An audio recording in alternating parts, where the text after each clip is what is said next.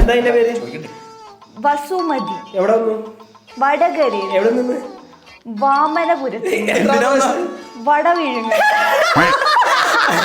എത്ര വട കിട്ടി? 1 2 3. നീ തന്നെ ദുബായ് പോയത്? ശരീരം വട. ആർക്ക്? രാജാവിന്.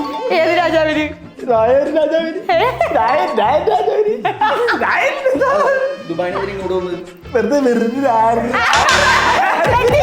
എന്താ അതിന്റെ പേര്? മണ്ണൂഷ്. മണ്ണൂഷ് എവിടെന്നാ വരുന്നേ? മുണ്ടൂര്.